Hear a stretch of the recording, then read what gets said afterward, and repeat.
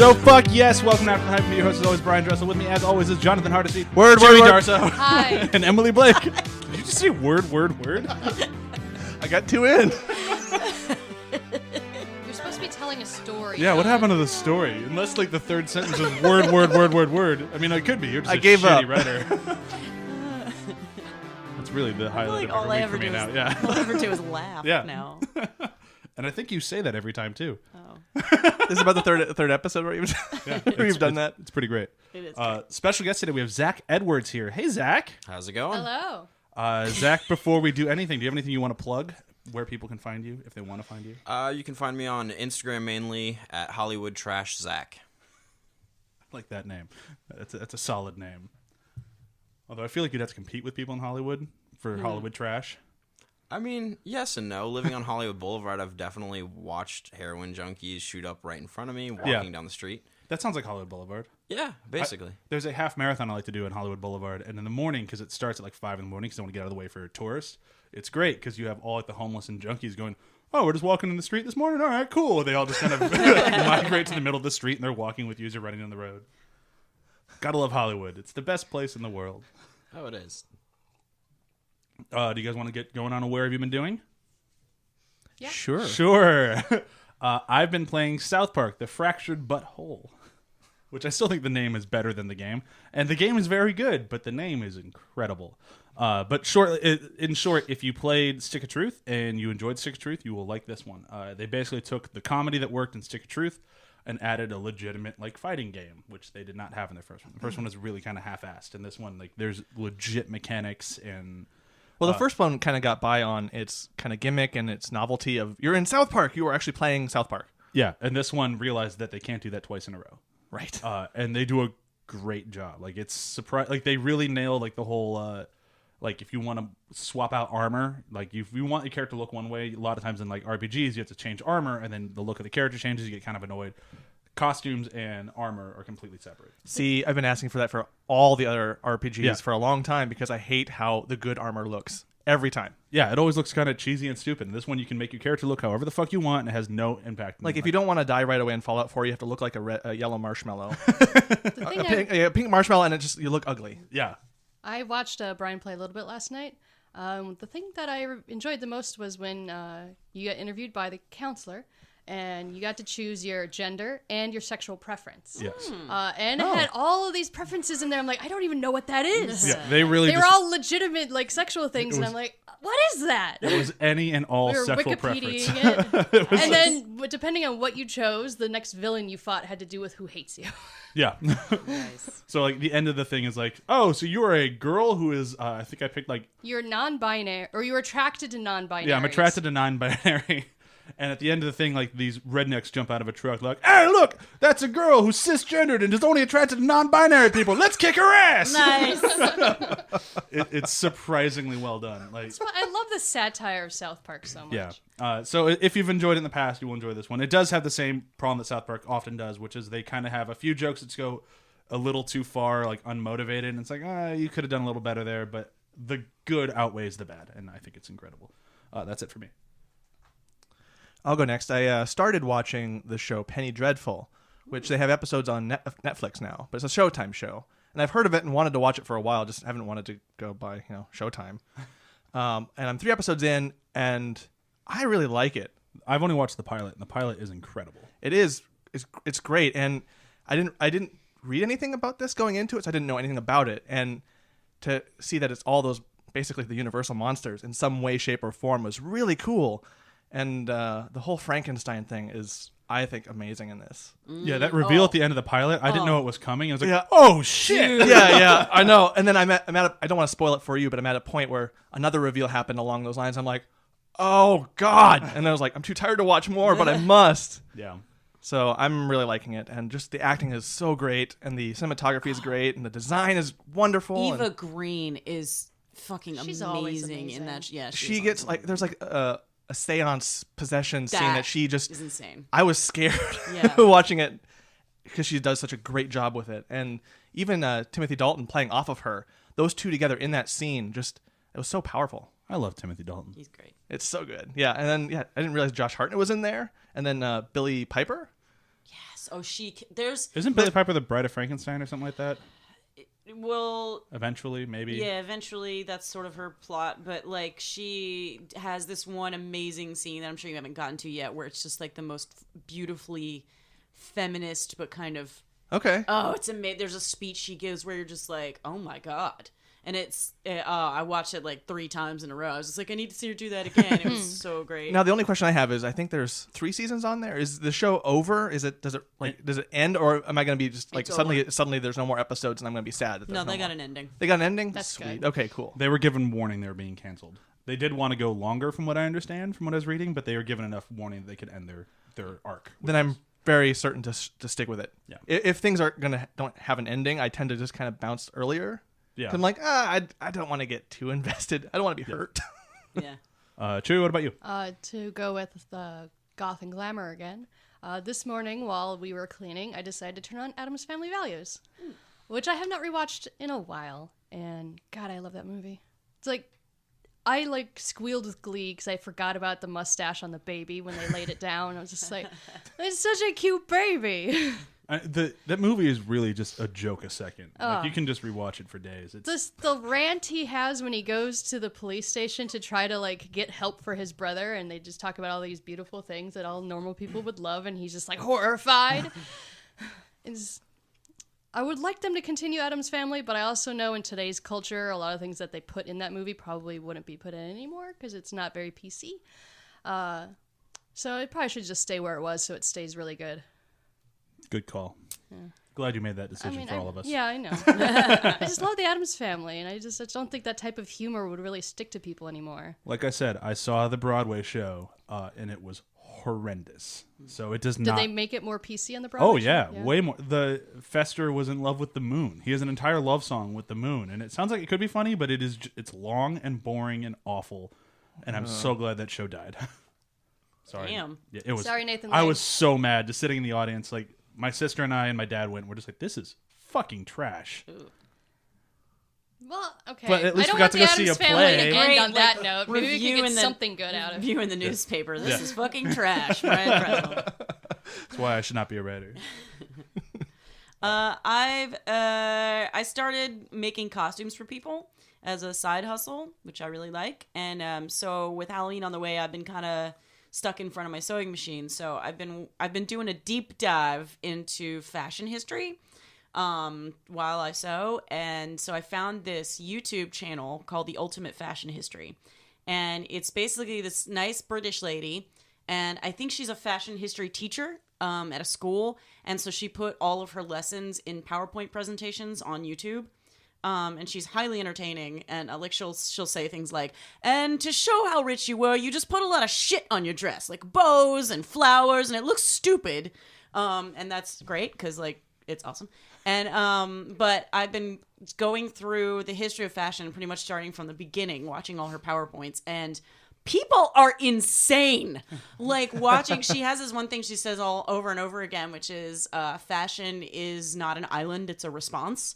So as she talks about why a certain trend started, it's always 100% of the time a result of some kind of political or cultural event. And so when she points out things like, or like my favorite little fact is that there was a habit in the Rococo period, which is right before the French Revolution. There was a habit that French people had of buying these fancy embroidered gowns and coats that would be embroidered in actual gold thread.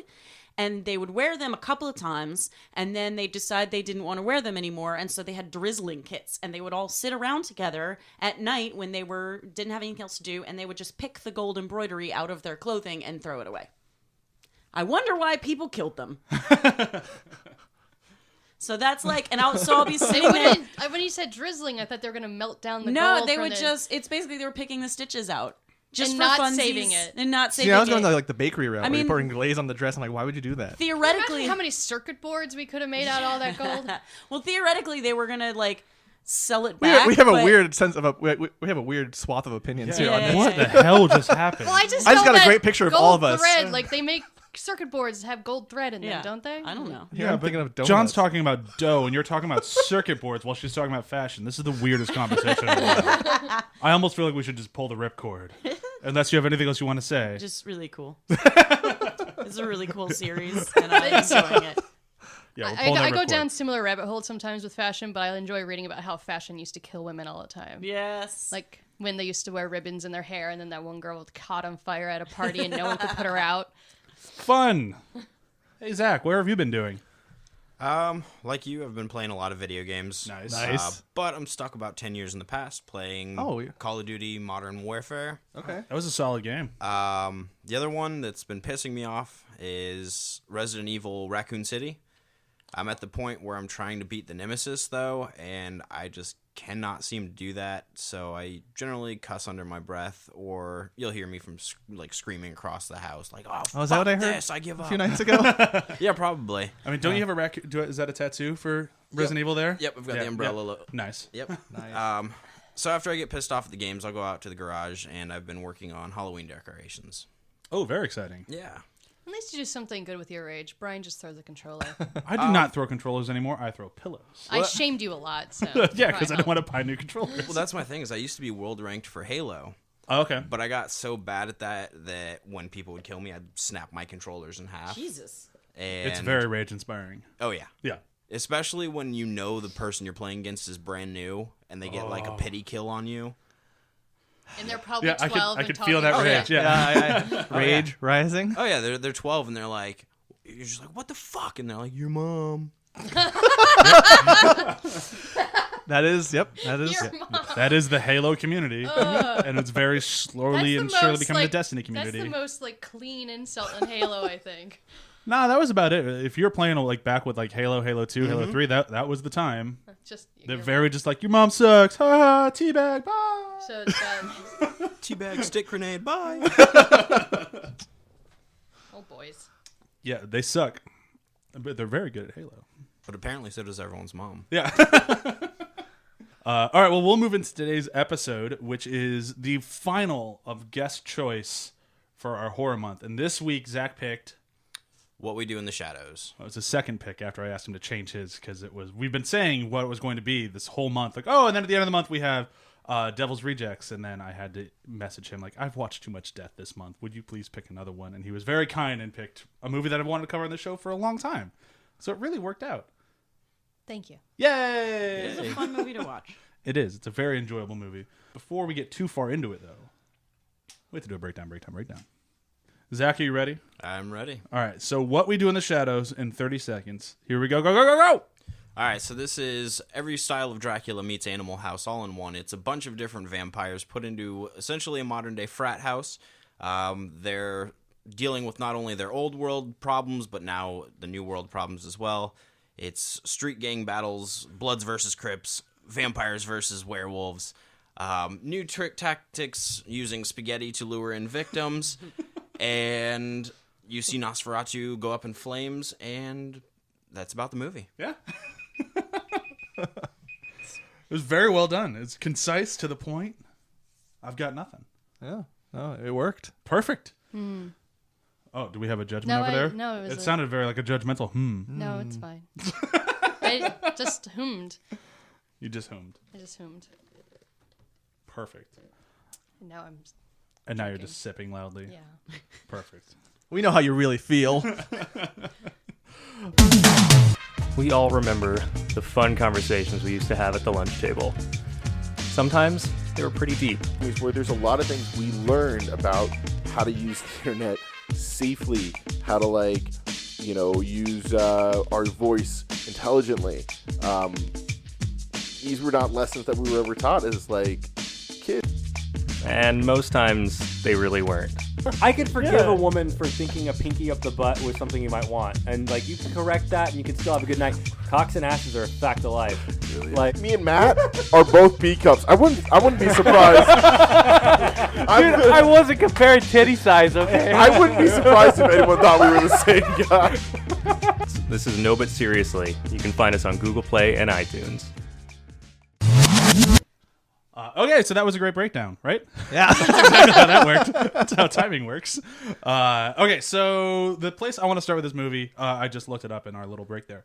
The budget, because I think it's fascinating. This movie was made for $1.6 million. Impressive. I think Interesting. the fact that it was in New Zealand helped with that. Well, that, and I'm sure Jermaine charged nothing because he's probably the biggest name in it, I would say. Yeah.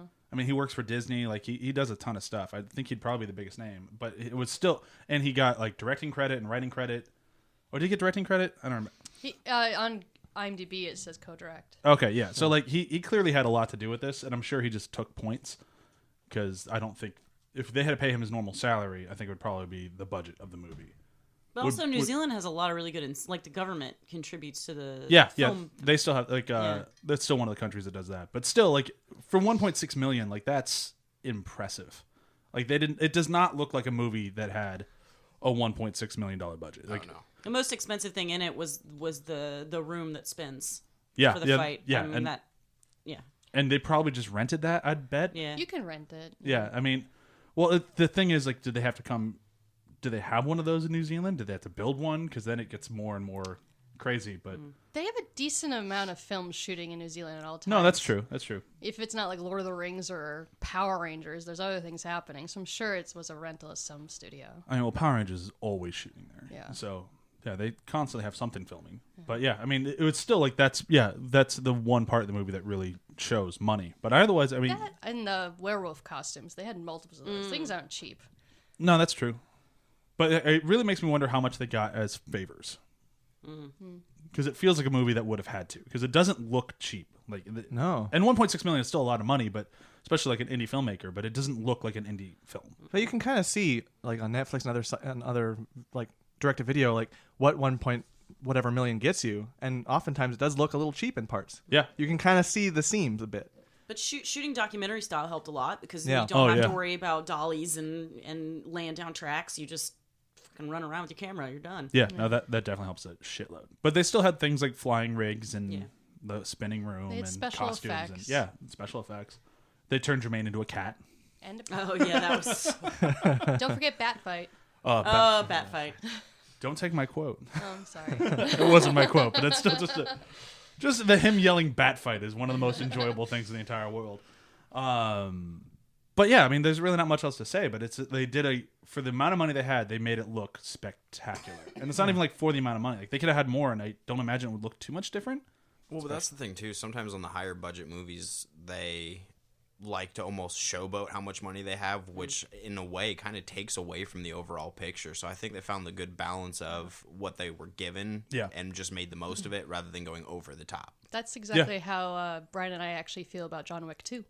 Yeah. John Wick 1, great. John Wick 2, oh, God. Pull it back, guys. Yeah. I think it was better restrained. But I mean, that's what I'm afraid of, like Deadpool 2. Like, because Deadpool had such a strict budget, and now Deadpool 2, like Fox realizes how much money they can make at it, they're going to throw as much money as possible. And that always makes me a little worried. But this one, like, if they do make Werewolves, which is a great fucking title, if they do make that, like, I don't think this guy is the type of guy who would, like, showboat, as you say, budget. I don't think that's his style. I mean, granted, Thor looks like a lot of showboating money, but that's Marvel, so it's a little different. Yeah, And that strikes me Marvel's very showboating. that he'd be using the Marvel thing to showboat a little bit, and then Yeah. for his own thing, scaling it back. As long as Rhys Darby is in it, I don't think you can go wrong. I mean, Reed Darby can be in every movie for all Yes. time, in my opinion, and he makes everything better. Yes, but I love that he's always Murray. I Oh, mean, yeah. There's no way for him to not be Murray. We're werewolves, not swearwolves, guys. Just him talking cracks me up, which is almost an insult to him, but not really, because that's his livelihood. So. He knows. Yeah, He's got a he- great yeah. accent. Let's talk a little bit about characters. Which one do you want to start with? I love how sexy they all were. Because, you know, once Were you're when you're a vampire, you're they're automatically sexy. I like that they all think that they're sexy. Yeah. I like that that- scene of them getting dressed was so great. My God, just them trying to draw out what everybody looks like. Like, it's just Well, there's moments like that where it's like, well, you know what? You kind of imagine scenarios, like funny scenarios, like, oh, okay, if they don't have mirrors, what are they going to do? Look at each other and tell you, like, they'll draw each other, right? You think about those things, and as this movie does those, I'm just like cackling and laughing. And then when Stu introduces them to selfies, and they're like, "What?" That's one thing with this movie that I was a little odd on. I'm like, from what I remember in other vampire lore, if you don't have a reflection, you also don't get captured in photography. But the correct? joke is worth it. Yeah. Like if you Yeah. just break that rule, it was for a joke, and it was I mean, really yeah. funny watching Jermaine just do, like. and he takes to it. sexy He really selfies, takes to yeah. it. That shot where he's on the bed with the hair kind of splayed. I mean, that was a good selfie, actually. He looked quite lustrous in that moment, with the hair perfectly on his one eyeball. Yeah. But no, I like the way that what's his name? The main character. I keep forgetting his name. Not Vigo. Viago? Viago. Yeah, I like the way that he's just like he's excited about everything. Like it brings like this kind of joy to the movie that I don't think would work otherwise. But like, he's just so like prim and proper and just polite and nice. But he has to murder people. He was a dandy, right? He he's was a a dandy, and I like that he has the thing. He was like, you can put down towels and newspapers when you kill people. We're vampires. We don't do that. Well, and I love Some too how he vampires gives do. like the most awkward looks to the camera. And Oh, all yeah. this phrasing. Like they're embarrassing. I know. Sorry about that. Well, just and just his whole setup and payoff for those jokes where he's setting the papers down for his guest, and it's like, oh, I got a vein. Yeah. He's trying to deal with it. When he's trying to catch the blood, like, it's it's like, so I goofed. like he's the most polite murderer. I like he has the whole mentality of it's their last night alive, so they should enjoy it. It's With Paschetti. yeah, Paschetti. Paschetti was great. So the other guy that I think is beyond Jermaine, who I love Jermaine, but I'm terrible with their names. The Deacon? Deacon. I love Deacon's character. Like he is such a great like counter to everybody else in there. Because like, you can tell that he loves his roommates, he wants to be with his roommates, but he also kind of hates them. And like it has this like kind of great playing where like you can see like everything he does, he's annoyed that they're there, but he'd be depressed if they weren't. It's like, well, yeah, they watch him do the sexy dance. Yeah. Like who would watch him do a sexy dance if they? It's weren't an erotic here? dance. Right. It's my erotic dance. But I love the way that he kind of deals with like he just gets really mad at everyone all the time, and it's like he's a great actor for just getting pissed off. Like he plays it really well. And the movie shows a real appreciation for his role. They give him, I think, a really great moment between him and Nick, is it? Mm-hmm. After, again, I'm also bad with names. The friend, the red-faced friend. Stu is mauled apart. Just that talk on the grass. Yeah. It's like, he died very painfully and in glory, and it was awful, and there was lots of pain and suffering, and I hope I made you feel better. You know, like, it's like that moment is like, I feel like that movie, like, it was crucial that moment existed for a character like him. Yeah, no, totally. Because he could just be like the antagonistic guy, and then the jokes wouldn't land from him so much.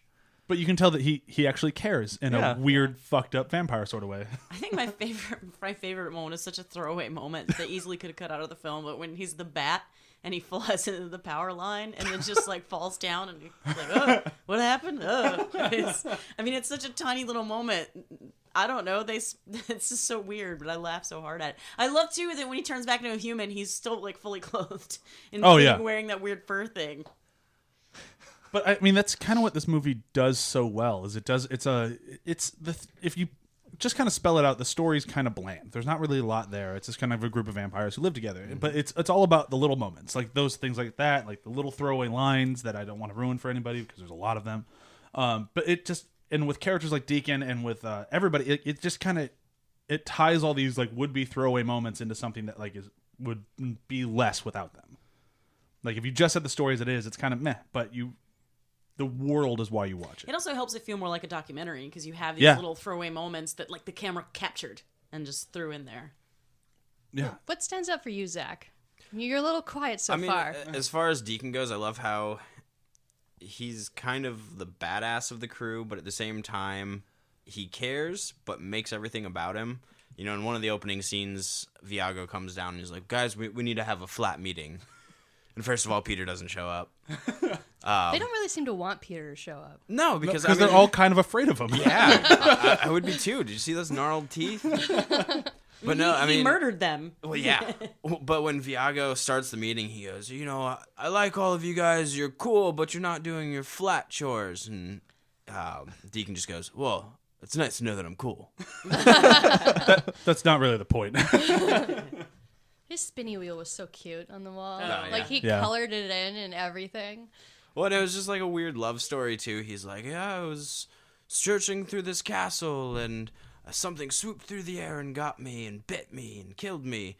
And it was Peter. And we're still friends all these years down the line. And Peter's just sitting there. I kind of wish they'd done more with Peter. Like it's It didn't seem like he could talk, so it really limits you. Well, I mean, think about it. He is supposed to be the Nosferatu character. He was old as hell. 8,000 years, it says. Yeah, I mean, they're already brushing the dude's teeth for him. Yeah. They're waking him up. He is the grandfather. Yeah, totally. But it's still like he's such a fun. I mean, I guess they do use him well enough, like especially when they kill Nick, because they're all just so sad for Nick. Like, oh no, Peter got him. The poor guy.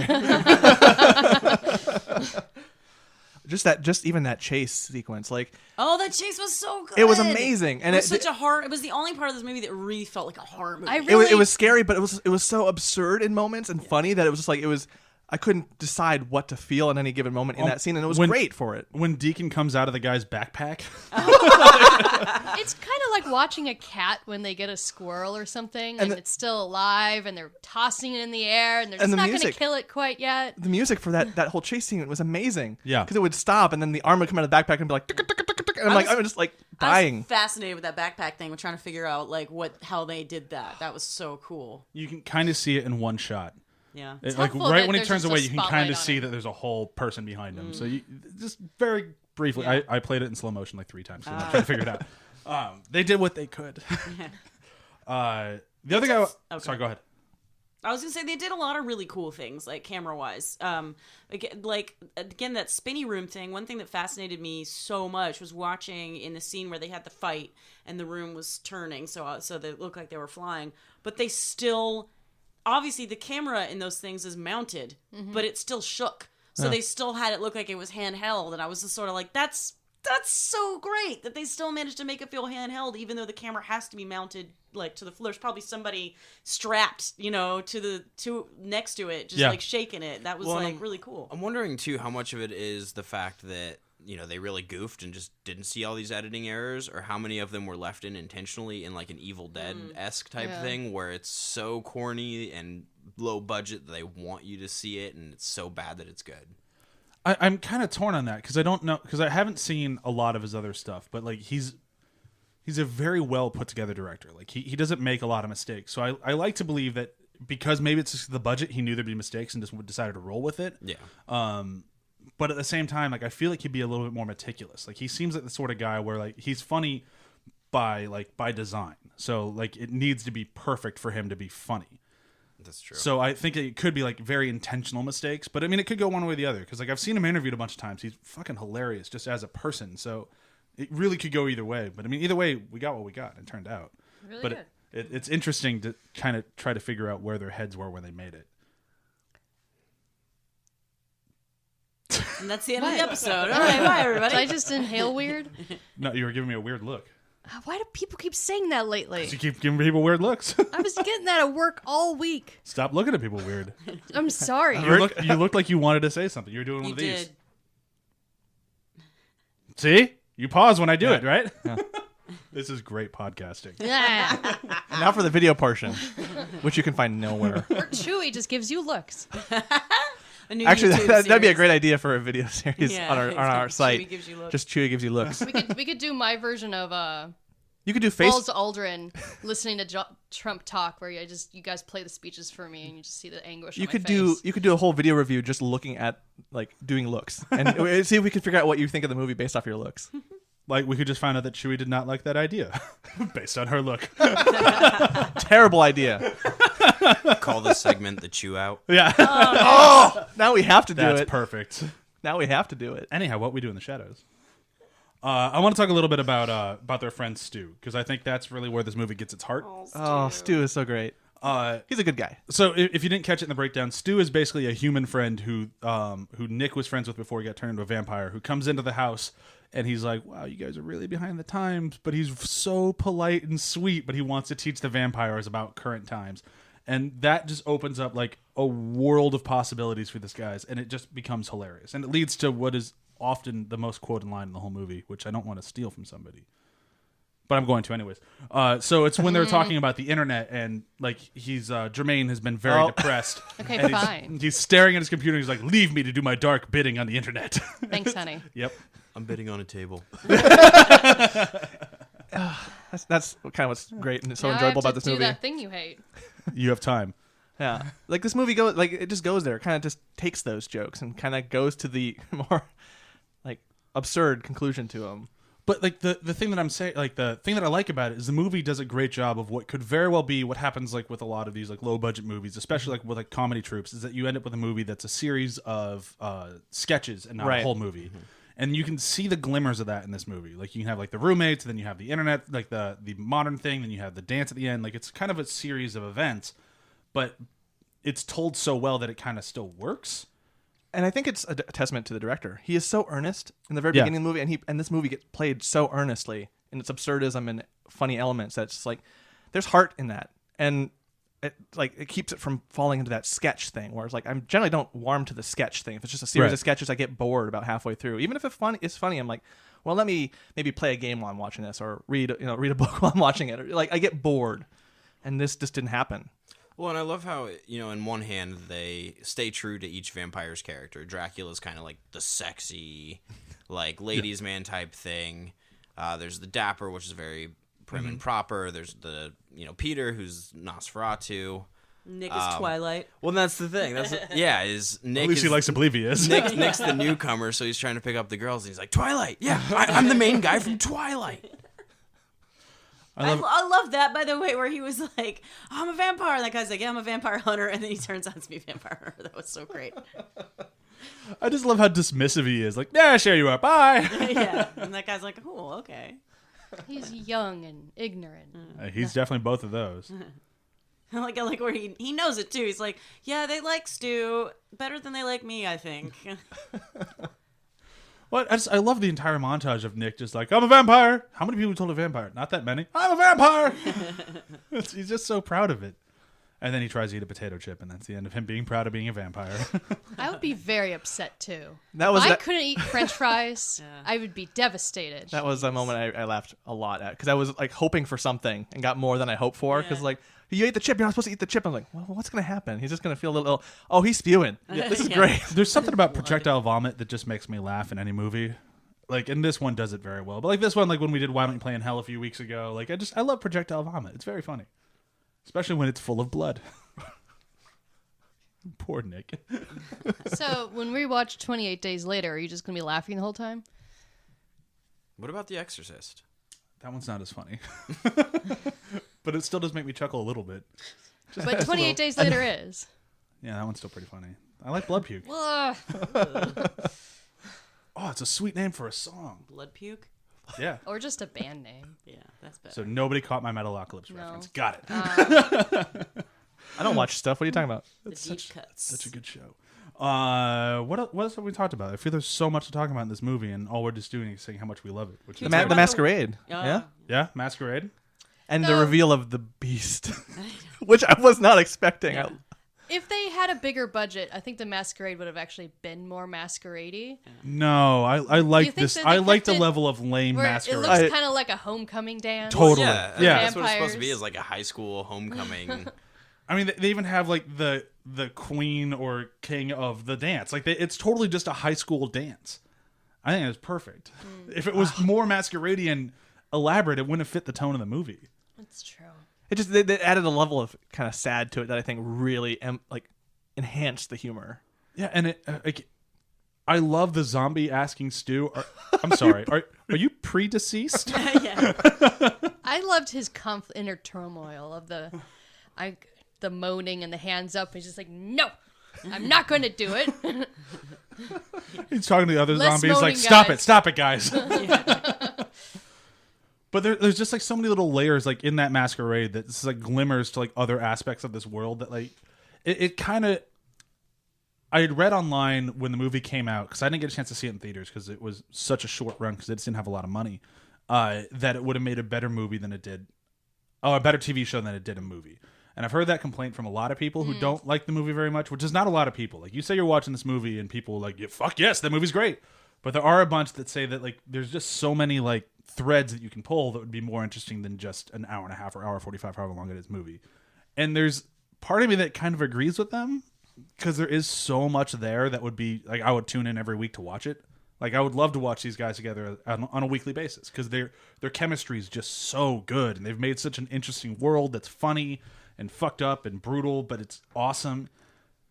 And you want to get such a small glimmer of it. I mean, I think it would be I think they did it right by starting off with a movie. I think it'd be a good like spin-off series. Yeah. But yeah, I think it had to be the footwork had to be put down with a full-length feature. Yeah. And now it's going to be just continue on through what's happened past the Masquerade, what's happened since Peter's now been dead for a while. And I'm fine with that being a movie because what everyone keeps complaining about is we don't get very many original scripts these days. That's very, and this one is. So, I mean, it's very original. It's completely original. It has no ties to anything else, and I really enjoyed that. I want more movies like this. And I'm fine wanting more of them and their hooks and not having it. Like, I think for me, the TV show would be fine, but it would ultimately fall like under the like Office for me, or things where it's like as it keeps going and just keeps going, you're just like, it's lesser for having so much more of it. And that's kind of the tack I'm taking with, like, I kind of like that I've only got the movie. At the same time, I could totally see this being turned into episodes. I mean, when the cops come in and like are checking their house out. Look at that. Yeah. You've got Actually, if you were going to do a TV series, if you were going to do a cops version of them constantly going into these demonic things that's happening in New Zealand and just not understanding what they're seeing, I'd watch the hell out of that. I mean, it'd be a great little mini run. Yeah, for sure. I'd watch like a 6-episode stint of that for sure. I love her interviews about like what she's investigating, and then when they bring in that dog and be like, "And this is one of the culprits. How dare you?"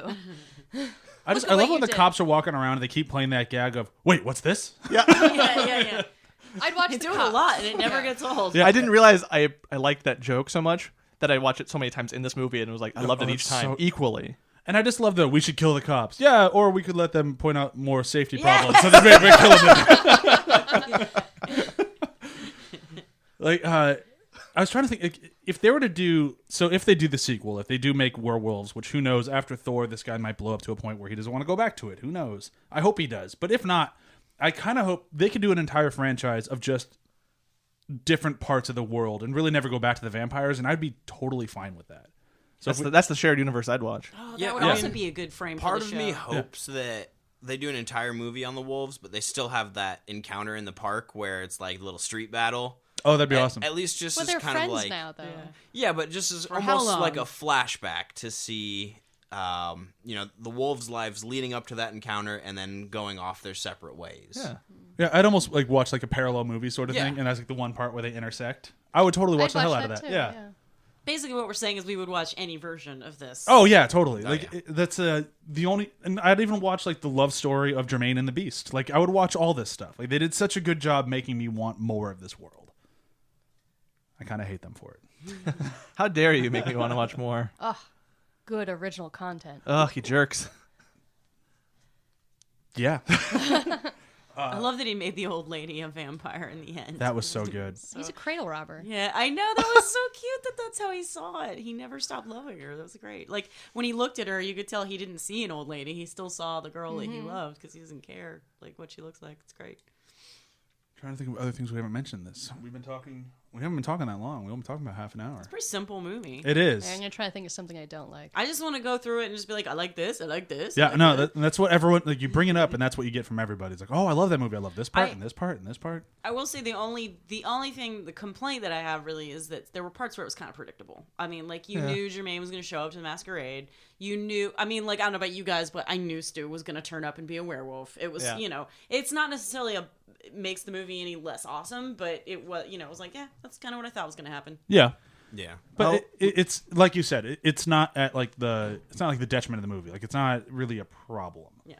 It still works even when you can kind of guess what's going on. In fact, almost to its better, I want to say, because it's kind of like it rewards you for being there, like for like investing in it and kind of like hoping these things are going to happen. Then it happens. It's like, oh, good.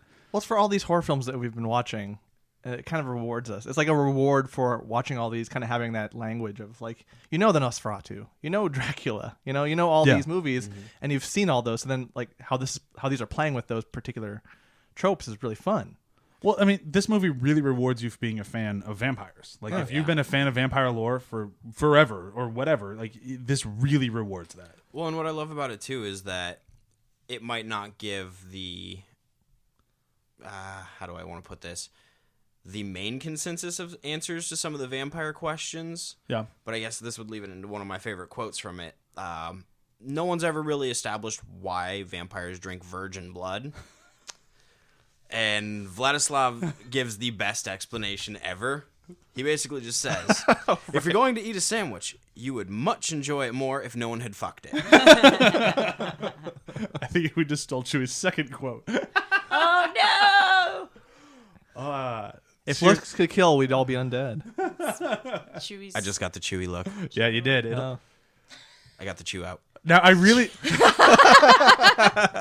Sounds so sexual. I really want to figure out does what her now. next quote is and ruin it again. It's gonna be great. Sort of like that's how you pick Neverending Story a few times. Yeah. Oh yeah. I'm usually pretty good at trying to guess what she's gonna pick for the review system and then ruining it for her. The basis of a good marriage: ruining things for each other. We know each other too well. We haven't talked about The Familiar. Both familiars are fantastic. What's the other one? The old guy Oh, that's the been poor waiting old the guy. whole time. Oh, yeah. I wasted my whole life. And then he just was like, up, walking off from that. Not gonna deal with that. It's an interesting take and kind of a fun way to kind of put a modern spin on it. I mean, she's just a housewife. She wants to live forever. Yeah, and like it kind of reminded me. I don't know if they're gonna do this in Preacher, but it really reminded me of there's a time where Cassidy meets another vampire for the first time. He's so excited to meet him, and that guy just has a bunch of familiars that he's just basically using and then forgetting about. And this movie kind of did the same sort of thing, where it's like, yeah, she's just kind of my slave. Yeah. But I love that in the end she gets rewarded and then makes her husband her slave. That was was perfect. so great. And he's like, yeah, okay. And he's like taking notes and treating it really seriously. And It's she's great. just so like she's so brutal. Like, all right, I love you, but I'm your master. I get it. And then she just beams at the end. It's like, I kind of got what I wanted. It's so great. yeah, I mean, it's the flip on going from a housewife to being the master. yeah, it's You can see that. yeah, it works. I was just thinking about BDSM community. It's Oh, like, it's kind of the same situation now. It's consensual, like, slavery. Yeah, and he seems totally fine He with seems it. totally fine with I it. would have enjoyed a little like clip between her and her kids. Be like, "Mommy's the undead now." Oh god, there'd just be like one of those like, "Hey, it's Christmas morning. Wake up, mom." Oops. Oh, yeah, you'd have to be super careful with kids around. Yeah. There's a fun gag in the Minions movie where they do that. Well, this is when you tint all of the windows in the Right. house. Yeah. Yeah, that'd be a good idea. You know, vampire-proof your house. What else? I feel like I keep saying, what else have we been talked about? Because I feel like we're just like scatterbrained all over this thing. But it's Well, I mean, this one's kind of hard to do a long discussion on because there's so many one-liners that you don't really want to give away to someone that hasn't seen it yet. okay. Well, here, let's do that then. How then- would you pitch this to somebody who's never seen it without spoiling it? That's something we haven't done on the show in a Reese long Darby's time. in it. I mean, honestly, just vampire movie meets Animal House. Okay. Chewie, how would you pitch this to somebody you've never seen it before? I don't think Animal House. I could see it. It's definitely there. I mean, it's a group of guys who are awkward and think that they're really sexy and confident and not awkward, and they turn out to be vampires, and it's like their daily life. And it's always fun to see a guy that's overly confident and not really what he thinks he is. I mean, it's kind of fun with any character, honestly. It's fun to watch buffoonery. Sure. This movie's a lot of buffoonery, but with like a cool goth overlay, and if you enjoy that. Yeah. All right, I revoke what I said before. Not Animal House. Dracula meets Superbad. Okay. Yeah, That's buffoonery, Yeah. yeah. Kind of in a similar vein, it's Parks and Rec with vampires. Yeah, It's basically Andy from Parks and Rec with vampires. Oh, my God. I want to see that, Andy too. would be an adorable vampire. He would.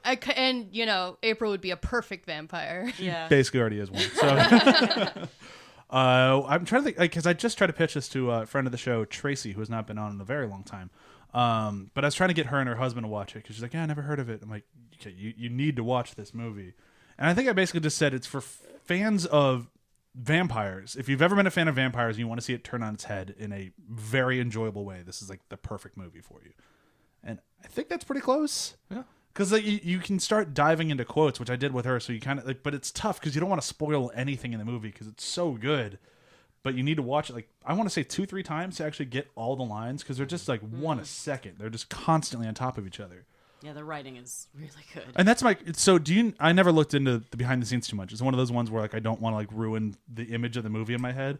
Do we know about the script? Was it entirely scripted? Was it improv? Does anybody know? Because I know Jermaine Clement likes to improv, and he's Yeah, I was very gonna say, good at I it. can't say for sure, but I would guess that a lot of it's improv. Yeah, it feels like it was a lot of kind of like Curb almost, of like this is what the scene's about, here are your lines, and then people just kind of built upon that. It is easier to shoot a documentary style project like that if there's at least some improv in it, I would think. Yeah. Well, and there's a few scenes where Viago, when they're doing the flat meeting, if you look at his face, you can tell that he's trying so hard to remain composure, but just wants to lose it. I mean, it's not just that scene. Like, you can see it on all, like, if you try to pay attention to the people who aren't talking, you can see a lot of times them just like, don't laugh, don't laugh, don't laugh, don't laugh, don't laugh. And it seems like it's one of those movies where, like, I've always heard, we used to talk about it all the time on the show, like, The Kiss of Death as a movie is a movie that anyone ever went, we had so much fun making it. It's like, oh, then the movie usually sucks. This one feels like it would be the counter to that rule, because you can just see they had a blast making this thing. But at the same time, They also probably never said they had fun making it. I'm sure it was a shit ton of work. Yeah. And it was just a lot of fun when the cameras were rolling. But whenever it was behind the scenes and trying to figure out how to make this work with the money they had, I'm sure it was brutal. Yeah. And even to get it into America, they had to do a whole online campaign. They did, I think it was almost a Kickstarter or something like that, where they had to you had to request it to be shown in your city. Like, it didn't make it over here very easily. Right. So Well, it's got that thing where it's got a lot of really funny comedians that have accents, which turns off a lot of people, and none of them are particularly classically pretty. yeah. They're all a little gross looking at times. Yeah. Well, they were vampires. They were hot. But I mean, think of the American kind of counterpart to that comedy troupe who did movies like Best in Show. I thought that was terrible, but that did really, really well in theaters. Americans are a little more accepting of British people. Yeah. Yeah. But I feel like Fuck people This- from New Zealand, though. Am I right? I mean, was like, he's they're not a usually hobbit. made fun of and called Kiwis. So. Yeah. But I feel like Fly this the one Concord. would have done so much better if it had been just brought out to a broader audience. And Yeah. had the same kind of publicity that like Best in Show or anything of that line would have. Yeah, and it really just came down to people were, for some reason, it felt like a movie that people were afraid to spend money on marketing on. And I don't get it, because there's so much in this, and especially Reese Darby and Jermaine Clement, they'd done Fly the Conchords, which was fucking huge for HBO. They still can't do tours without it selling out instantly. So I was kind of surprised they didn't try to ride that a little bit more. I think a lot of it was almost the timing, though. Yeah. When this was released and made, it was right around that same time as Twilight. Yeah. So they knew all the little teeny boppers were going to be going for that. And this was more on the adult side, even though it was lighthearted comedy. So trying to push another vampire subject matter out at the same time as Twilight was almost like suicide. Yeah. Especially since Twilight was all about soap opera romance, Yeah. and this is not. Very much not.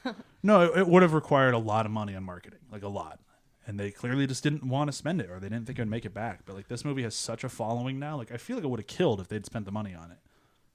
Anyway, And it's also, I mean, there's more to it being the time that it was released too than I think we probably give it credit for. Just because I was the same way. I was like, oh, a movie about vampires making fun of vampires, yeah, and f that. It's even though the marketing is this seems funny, but it's vampire. Oh, there's a burnout, and then I'm so surprised you had that reaction. I watched the trailer once when I need this movie in my life. pretty much. I heard Jermaine Clement on, I think he was on the Nerdist podcast, and that's how I knew about the movie. But then it wasn't playing anywhere. So It played in was just one theater in LA. Yeah, so it was tough to that find. movie. I thought it sounded awesome, and I was like, that sounds really good. I'd like to see it. And then I was like, oh, how do you see it? You don't. I pretty much will see anything with Jermaine in it. Yeah. I even saw Shark versus Eagle or Eagle versus Shark, yeah. And I enjoyed that. It's so much different than this. Oh, So much different than this movie. The sense of humor is very dry in that movie. But it's the same director, so it's just so weird. Was it the same director? Yeah. Oh. Well, then I've seen more of his wow. movies than I thought. Yeah. But no, At that least movie, I remember IMDb telling me it was the same director. he might be involved. I didn't think he directed it, though. Let me But double check. Let me get my facts. yeah, so somebody's not screaming in the car. No, he didn't. No, he did not. Podcast is wrong.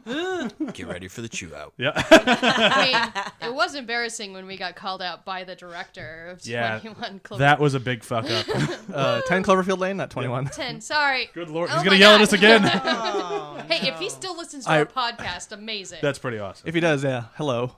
And he only made fun of one thing for us, and that's because we said his sister is somebody that it wasn't. Yeah. Screw them for having the same last name. Oh, wow. Jesus. Throwing Chewie. shade. Yeah. Dan that was Trachtenberg supposed getting to the be chew funny. out. Fine, cut that out if that wasn't funny. No, it's very funny now. Cut that out with a knife. We're gonna wait for her to get this one fact, and then we're gonna move into quotes. Quotes. Yes, director, yes. Oh, awesome. Okay, so it's time for quotes. Chewie, do you want to go first? Is that a no? You got chewed I mean, out. fine. I'll You need do. a sound I'll effect do for the that. biggest You one. got chewed out. I'll do Bam, the bam, bam, bam. Shut up, guys. Hold on. Shut up. I actually, Shut up. I have that. I actually have that app. No, don't do it now. She's gonna kill you. The chewed out app. Yeah. No, the horn app. Don't do the horn app. Well, we are wolves, not swear wolves. It's werewolf. Werewolves, not swear wolves. There. It's a great line. Werewolves, not swearwolves. It's funny. I'm gonna go with one that's a Jermaine Clement line, but it needs a bit of setup. It's when Biago is setting it up. He's like, "Well, he's an older empire, so he has some old ideas about things." And it smash cuts to Jermaine going, "We should get some slaves." Where did those women in his bedroom go? By the way, at the very beginning. It's an excellent question. That's such a great moment to Dracula. Dracula. I love that moment. This movie's just chock full of them. So good. I love everything. I love Rhys Darby so much, guys, so much, and he's great in this, even though he's not in it very much. And there's that whole moment when he's talking about like what they're gonna wear, like you're supposed to wear your tracksuit, you know, like, and then people wearing jeans, and he's like really worried that they're gonna lose their pants, and then later on they show up and he's the only one wearing pants. but my quote is when like I forget is it Jermaine that shows up in the fur, and then he's just like, "Oh, you want fur?" And then he yells out, "Don't look at the 5-1. Get back to your trees." He's so concerned about their clothing. Take off all the clothes you want to keep. As they're changing, Yeah. right? I mean, That's his then priority. but then there's that scene like where it's like you're on a small tree. Get to a different tree. That looks like a brunch, man. Oh, I wanted to do another one just because we didn't really. We have to let the other people go first in case you steal theirs. I'll let the guest. Mine's probably when Vladislav's talking about becoming a vampire. And he just simply says, "I became a vampire when I was 16. That's why I will always look 16. In those days, of course, life was very hard for a 16-year-old. Because that was the other one I was gonna do. But like, what I loved about that is that before the credits even rolled. Like, yeah. It was already so funny. I think mine was pre-credits too, wasn't it? I think it is. The credits were kind of far in. Yeah, they're kind of far they in. were, Yeah. they were. That's true. Yeah, no, because I was like, wait, we're at credits still? Yeah. I'm already laughing. This is. Well, what is this? The Departed? Right. Sorry, go ahead. I like the one at the masquerade with our Pauline the Beast is like, "Are you a demon?" And Viago's like, "No, he's not the demon." And Stu is like, "I'm a software analyst." Just his understated side. He's a virgin. I'm a suffering. But what'd you say? Virgin. They're all so excited. All right, so review system. Oof, this one's tough. I've been trying to think of a good one for a while, and I came up with something that's going to be upsetting to people, I think, because it's going to be difficult. Oh. Documentaries/mockumentaries. Any and all work. It was just going to be mockumentaries, but that's very difficult, so I threw in documentaries as well, which is not much easier. I've actually got one. Oh. Drop Dead Gorgeous. Okay, Kirsten Dunst, the Minnesota beauty contest one. Very similar in some like just fun moments. Yeah, that definitely works. Shit, I just had one. Now I lost it. Oh, fuck it. I'll go for Waiting for Guffman. Waiting for Guffman, just because it's kind of a similar thing where it's like a group of people that should not be able to get along or work together, and they all put on this like very terrible play. But it's very funny, just kind of like it's similar in the way of like it could be a collection of like short sketches, but it strings out into one very well put together movie that's fucking hysterical. I'm gonna go home and bite my pillow. Fucking love that movie. District 9. Okay. Oh. Where it's got a kind of a simple story, and there's lots of effects and prosthetics and about people trying to live their lives, and it ends up being a very good movie. Yeah. This one has a little bit more positive ending. Yeah, District 9 is a very bleak ending. District 9 is a very bleak movie, and all the like bleakness that vampires should have, like for the level of like joy we have with vampires in this one, it is matched by the bleakness in District 9. Yeah. All right. Well, I guess in that sense, I have one. Okay. I don't know if you guys have seen it. Didn't do all that well in the box office. It was called Hamlet 2. I wanted to see it. I never got around to it. I really wanted to see it. So it's all about a high school drama teacher trying to put on Hamlet 2, and its main song throughout the movie is Rock Me Sexy Jesus. Nice. I really need to see that movie. Yeah. Oh, it's great. Yeah, I've heard that. I just never got around to it. Yeah, I mean, he's trying to teach drama and all this to all these, like, cholo and kind of gangbanger kids. None of them are listening to him, and in the middle of nowhere, they're all talking, and he says, "Shut up, you bastards!" And all these kids just look at him like, "Who the fuck do you think you are?" I got Borat, Cultural Learnings of America for Make Benefit Glorious Nation of Kazakhstan, which is the full title of the movie. Because in 2017, Borat would be like just a normal person. Yeah, he could be president. Yeah, he could be president. but it really he does such a great job of like mocking, sexism and homophobia and racism and all that stuff, and just creating this character who's just abhorrent, but at the same time like kind of lovable in a weird way. But what's great is you get to watch him interact with real people who don't know that he's fake, and that's kind of horrifying because they just respond to his racism with more racism. No, I mean, Sacha Baron Cohen's a comedic genius, in my opinion. Yeah. There was one, I don't remember if this was in the movie or if it was on his show, but at one point he was Borat and he was drinking wine at a plantation or something, and he got really drunk and passed out. And the whole crew was like so worried that he was going to wake up and forget that he was supposed to be in character. And he woke up and didn't even miss a beat. He woke up as Borat. That's amazing. Yeah. I don't know. His movie, The Dictator's pretty good too. I loved what's his name, Jason Mantzoukas in that.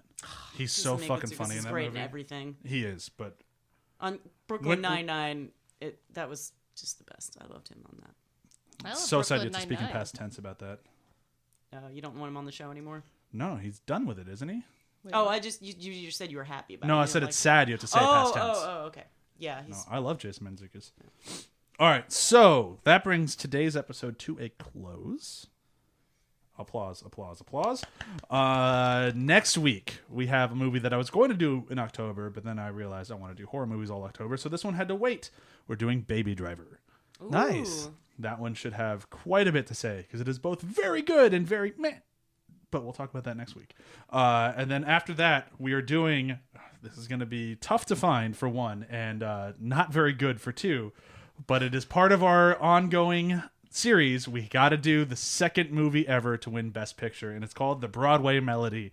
And I've been warned by everybody that is one of the worst movies ever to win Best Picture. So I'm very excited to watch that. It should be a very good discussion. It will be a journey. It will be a journey. Back in time. Yeah, it's got a mixture of black and white and color, and apparently the music's terrible, and I'm so excited to watch it. Wait, it's black and white and color? And color. There's parts of color. There's a lot of playing was with one of color and those- technique back then on the frame. So, like, Probably Wizard why of it won Oz. the Yeah. Academy Award. I heard But it no, was Wizard of one of Oz those was primarily transitional color. films. This one just goes back and forth. Well, because even with Wings, there was all that coloring on the flames. Like everyone was really into coloring their frame. Their Wings frame. was fucking great, though. Yeah. So Yeah, it was. I'm excited to watch this one and see the stark comparison. stark opposite. Yeah.